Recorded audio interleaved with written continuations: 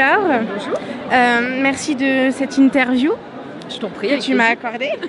Donc déjà, est-ce que tu peux te présenter?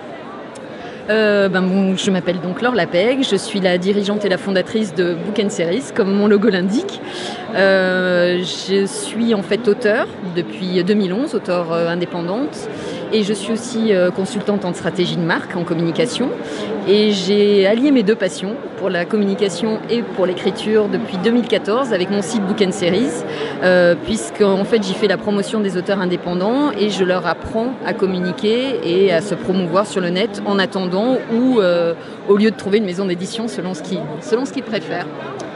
Et voilà, et là je suis au Salon du Livre pour la 4e fois de Paris, mais pour la première fois avec mon stand. Je ne suis pas seule d'ailleurs, comme vous pouvez le voir. Peut-être. On va pas trop le voir, non? Non, mais il y a 3 auteurs en fait. Ouais, voilà. Alors, donc on va prendre des bouquins. Ouais. Alors, un de chaque. Un de chaque, ouais. Et le tien, t'en as pas un? Il y en a un par ici peut-être.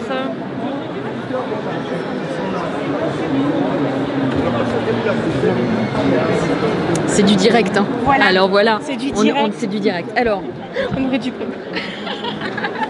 Non, c'est pas grave. Mais oui. C'est ça le direct, on ne sait pas ce qui va se passer. Exactement. Donc déjà, Chris Simon, auteur notamment de la série Brooklyn Paradis, donc du polar pulp, de l'humour, du suspense, de la cocaïne accessoirement, un très bon polar. Boston Family de Banuel Benetro. Alors là, on est plutôt sur une saga familiale avec vraiment un côté historique, puis ça se passe aux US. Et c'est vraiment l'histoire de toute une famille, de comment elle a monté son business, de l'histoire de sa vie. Ça se joue sur 3 tomes aussi. Super bien.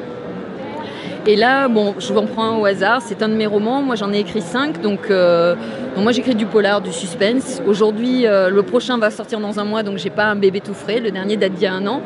Mais voilà, on est tous en tout cas dans une ligne éditoriale similaire qui est polar, suspense, série.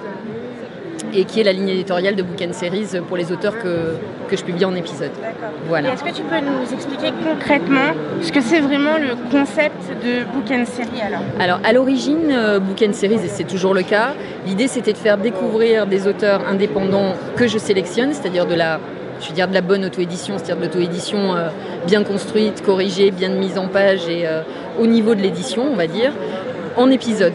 Donc concrètement, un lecteur s'inscrit sur le site.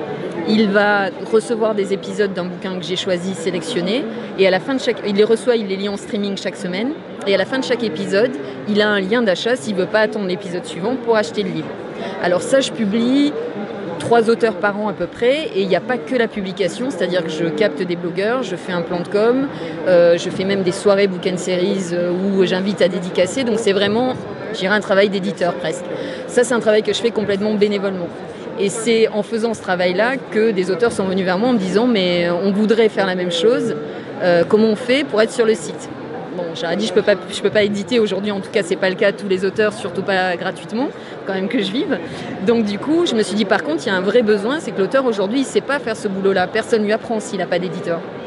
D'où le service de conseil en communication qui a ouvert il y a maintenant 2 ans, et qui permet aux auteurs, au travers de différents packs, c'est-à-dire c'est du coaching d'auteur que je fais moi avec lui. Je prends chaque auteur dans son individualité, avec son écriture, et je lui dis, je vais t'aider à faire ta promotion pour le lancement de ton livre, donc je vais faire le même travail, mais adapté à lui, et pour le coup, cette partie-là est payante. Donc il y a vraiment un côté complètement gratuit pour tout le monde qui permet de découvrir des auteurs, pour les lecteurs et pour des auteurs de se faire découvrir si je les sélectionne. Et après, il y a une partie payante sur le site, mais c'est l'auteur qui paye et il apprend à communiquer. Le but, c'est de le rendre plus indépendant et qui n'attend pas un éditeur pour commencer à faire ce travail et surtout à réaliser son rêve d'être lu, parce que quand on a imprimé un livre, si on n'en parle pas, il est évident que personne ne va savoir qu'il existe et donc personne ne va le lire. Et pourquoi série alors? Série parce que c'est publié en épisode. En fait, l'idée, je cherchais un moyen de faire découvrir les livres qui ne soit pas de les donner. Il y avait beaucoup à l'époque, c'est un peu moins le cas maintenant, mais il y avait beaucoup d'auto-édités qui donnaient leurs livres, genre lisez-moi, lisez-moi. En France, quand on donne, en général, c'est que ça vaut pas grand-chose. Autant dans les pays anglo-saxons, quand on donne, les gens disent « Ok, tu m'en as donné un, le prochain, je l'achète ». Autant en France, quand on donne, on fait « C'est de la merde en fait, ça vaut rien ». Du coup, je voulais éviter le gratuit, mais malgré tout, la gratuité, essayer au moins gratuitement, c'est quand même ce qu'il y a de mieux. Et je regardais beaucoup de séries à l'époque, Et en plus, moi, j'écris assez, je fais des chapitres courts et du suspense et avec des personnages assez fouillés, donc un mode d'écriture assez sériel. Et je me suis dit, finalement, on pourrait découper un livre et l'envoyer en feuilleton, et ça serait un bon moyen de découvrir. Ça obligerait la personne, la contrepartie de la gratuité, c'est qu'elle doit attendre chaque épisode. Et si elle en a marre, elle achète. Et là, elle paye. Donc disons que le feuilleton, c'est vieux comme le monde. Hein. Ça date il y a plus d'1 siècle, et pour pas dire plus. Et c'est vrai que c'était un moyen déjà pour les auteurs de se faire connaître dans les magazines et aussi de gagner leur vie. Mais du coup, c'est je trouve, un moyen assez efficace. Ça va plus loin que l'extrait. Et puis pour ceux qui aiment lire en série, ils lisent en série et ils lisent gratuitement. Ça permet aussi d'accéder à la lecture d'une autre façon. D'accord. Est-ce que tu peux nous refaire un petit point sur l'auto-édition, alors, parce que c'est connu sans trop être connu, du coup, même si en ce moment on en parle de plus en plus, mais vraiment refaire un petit point dessus alors sur ce que c'est un auteur en auto-édition. Alors, on parle beaucoup des indés. Moi déjà, je préfère parler des indés que des auto-édités, parce que l'auto-édition, c'est une façon de s'éditer, c'est-à-dire c'est s'éditer soi-même. Maintenant, ça a été beaucoup... Il y a quand même aujourd'hui de plus en plus d'auteurs qui sont plus dans l'esprit indépendant et qui utilisent l'auto-édition. C'est-à-dire qu'il y a quelques années, on attendait d'être édité et en attendant, on s'imprimait un livre. Et ça s'appelait s'auto-éditer. Mais en fait, c'était plutôt s'auto-imprimer que s'auto-éditer, en fait, parce que toute la partie édition n'existait pas. Aujourd'hui, un auteur auto-édité, les auto-édités se sont beaucoup professionnalisés. Maintenant, on travaille avec des correcteurs, avec des gens comme moi pour la com, avec des gens pour faire leur couverture, etc. Et ils ont une approche beaucoup plus professionnelle. Du coup, c'est vraiment de l'auto-édition au sens où c'est un choix, alors soit provisoire, soit définitif, d'indépendance, et de se dire, le travail de l'éditeur, je le fais. Mais pour moi, un auto-édité devrait être une personne qui fait le même travail qu'un éditeur, ou presque, seul ou accompagné de gens qu'il va choisir lui, et non pas d'une seule personne qui s'appelle... Malheureusement, les gens ont encore en tête, en tout cas, disons que c'est un discours que l'édition a tendance aussi à continuer à pousser, de dire que l'auto-édition, c'est quelqu'un qui s'auto-imprime, ne se corrige pas, fait pas de travail d'édition, mais se contente de publier son livre avec les moyens du bord.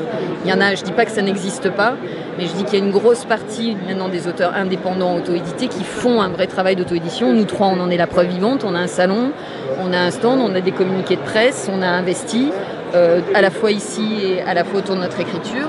C'est vraiment, voilà, l'idée. Alors moi, évidemment, j'ai mon entreprise, donc j'ai cette approche-là. Mais les gens qui se sont ralliés autour de moi veulent justement dire oui, l'auto-édition, ça n'est pas que ça. Et d'ailleurs, on a lancé juste avant le salon une pétition pour que l'auteur auto-édité ne soit pas refusé dans certains endroits du seul fait de son statut d'auto-édité, et notamment refusé dans les bibliothèques ou dans les concours littéraires. Si son bouquin est mauvais, encore une fois, alors effectivement dans les concours on pourrait se dire un auteur édité a forcément été corrigé, alors qu'un auteur auto-édité peut envoyer n'importe quoi.